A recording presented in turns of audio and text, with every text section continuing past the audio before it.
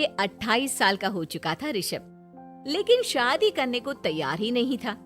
माँ बाप पूरी तरह से परेशान हो चुके थे।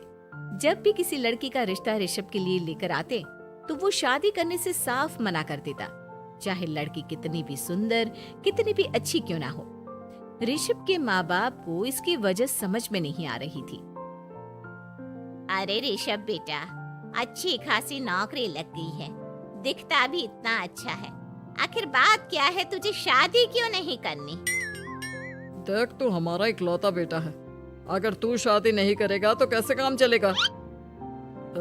लेकिन मैं शादी करना ही नहीं चाहता, मुझे कोई लड़की पसंद नहीं आती। अरे बेटा, अगर कोई लड़की तुझे पसंद हो तो उससे शादी कर ले, हमें कोई ऐतराज नहीं है।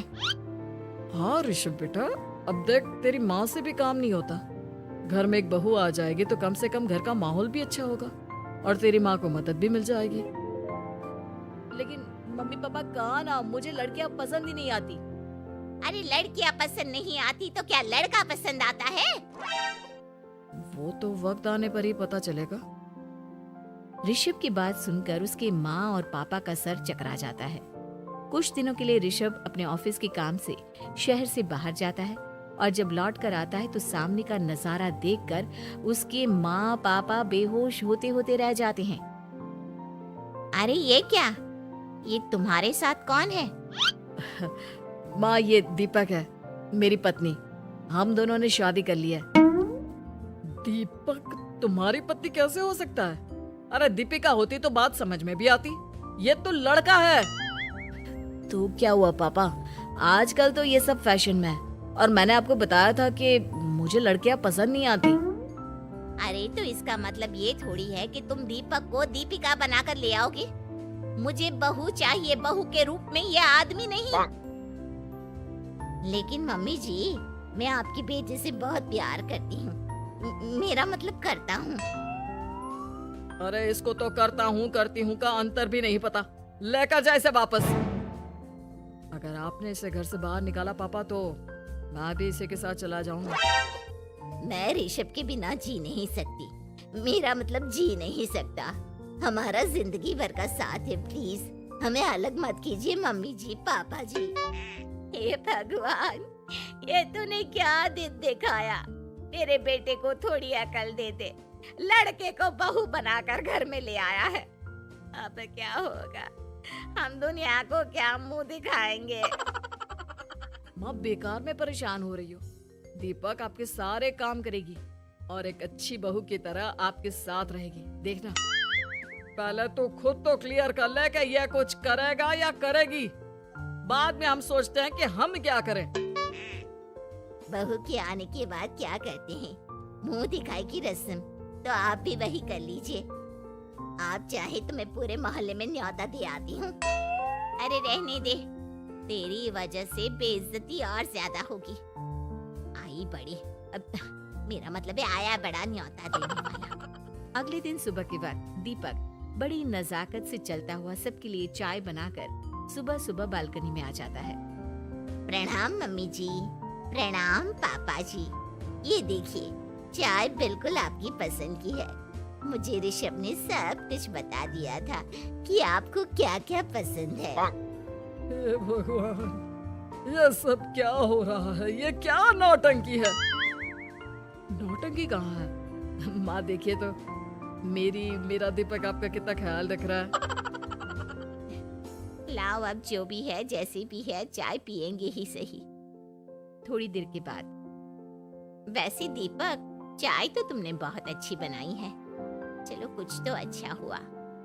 अगले दिन, अजी सुनते हैं, आज पैरों में बड़ा दर्द हो रहा है, लग रहा है घुटनों में फिर से कुछ न कुछ प्रॉब्लम हो रही है।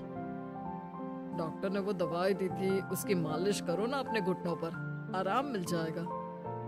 वो क्या है ना, खुद के हाथों से ठीक से मालिश नहीं हो पाती। अरे मम्मी जी, आपको परेशान होने की क्या जरूरत है, मैं हूँ ना, लाइए मैं आपके पैरों पर मालिश कर देता हूँ, मेरा मतलब कर देती हूँ। अरे रहने दे, रहने दे, घर में बहू होती तो सेवा करती, यहाँ तो आदमी बहू बनकर बैठा हुआ है। मम्मी जी नाराज मत होइए, एक बार मुझे मौका तो दीजिए आपकी सेवा करने का। अच्छा ठीक है, ये ले दवाई लगा दे।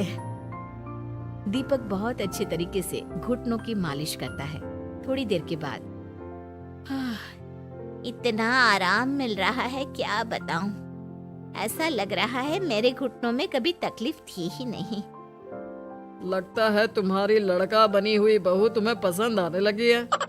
ऐसा कुछ भी नहीं है, वो तो बस इतने अच्छे से मालिश की इसलिए मैंने इसकी तारीफ कर दी। मम्मी जी पापा जी आपस में लड़ाई नहीं करते। अच्छा आप ये बताइए शाम के खाने में क्या खाएंगे? पनीर, दाल मखनी, पुलाव, कुछ भी स्पेशल बता दीजिए। अरे भाई ये सारी चीजें मुझे तो खाने में बहुत ही पसंद है। तुम क्या कोई औरत हो जो पनीर दाल मखनी बनाओगी? हाँ, अरे लड़का हो तो लड़के की तरह बिहेव किया करो ना। भले ही मैं लड़का हूँ तो क्या हुआ, अब तो मैं ऋषभ की पत्नी और आपके घर की बहू हूँ, तो मुझे उसी तरह से रहना पड़ेगा ना। अच्छा ठीक है, जो तुम्हें पसंद है बना लो। आदमी रसोई में खाना बनाते हुए कैसे लगते हैं, जरा मैं भी तो देखूं। शाम को दीपक सबके लिए अच्छा सा खाना बनाकर डाइनिंग टेबल पर लगा देता है। ऋषभ ऑफिस से जब लौट कर आता है, सब लोग खाना खाने के लिए बैठ जाते हैं। अरे वाह, क्या गजब का पनीर और दाल मखनी बनाई है। ऐसा जायका तो होटल के खाने में भी नहीं आता। दीपक कितना अच्छा खाना बनाती हो, मेरा मतलब बनाते हो। तुम्हारी इसी अदा की वजह से तो मुझे तुमसे प्यार हो गया। अरे बहुत हो गया, आदमी होकर आदमी से प्यार करते हो। अरे लेकिन कुछ भी कहो, जरा खाना खा कर तो देखो ऋषभ की माँ, मजा आ जाएगा। हाँ वैसे बात तो आपकी सही है, खाना तो वाकई में लाजवाब है। इतना स्वादिष्ट पनीर तो मैंने अपनी जिंदगी में नहीं खाया। कितना अच्छा होता अगर ये दीपक दीपिका होती। और फिर अगली सुबह कुछ ऐसा होता है जिसे देखकर ऋषभ के माँ और पापा ना केवल खुश होते हैं, बल्कि हैरानी से उनकी आंखें फटी की फटी रह जाती हैं। उन्होंने जो नजारा अपनी आंखों के सामने देखा, उसे देखकर उन्हें अपने आप पर भरोसा नहीं हुआ। सुबह का वक्त था, सब लोग बालकनी में बैठकर सुबह की चाय का इंतजार कर रहे थे।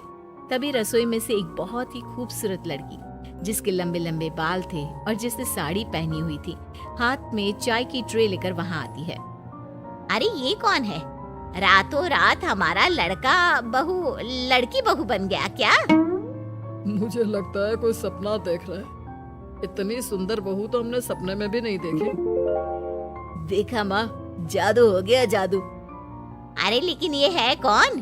तुम्हारा वो आदमी वाला पत्नी कहाँ चला गया? आपने मुझे पहचाना नहीं? मैं दीपक नहीं दीपिका हूँ। इतने दिन से लड़के के कपड़े पहनकर आपके घर में आपकी बहू बनी हुई थी। माँ ये दीपक नहीं, दरअसल ये दीपिका थी, लेकिन इसे लड़कों की तरह रहने का शौक था और इसे लड़की की तरह रहना मंजूर नहीं था, इसलिए मैं इसे लड़के के रूप में आपकी बहू बनाकर यहाँ ले आया। तो फिर अचानक ये उसका हृदय परिवर्तन और रूप परिवर्तन कैसे हो गया? वो क्या है ना, मुझे बाद में एहसास हुआ कि आप लोग इस बात को लेकर बहुत दुखी हैं कि आपकी बेटी ने एक लड़की के साथ शादी की है, इसलिए मैं अपने असली रूप में वापस आ गई। हमने कोई पुण्य कर्म किए होंगे जो तुम्हारे जैसा, मेरा मतलब तुम्हारे जैसी बहू मिली, इतनी खूबसूरत और इतना ख्याल रखने वाली। भला हो भगवान का कि हमें लड़की बहू मिली है, लड़का बहू नहीं।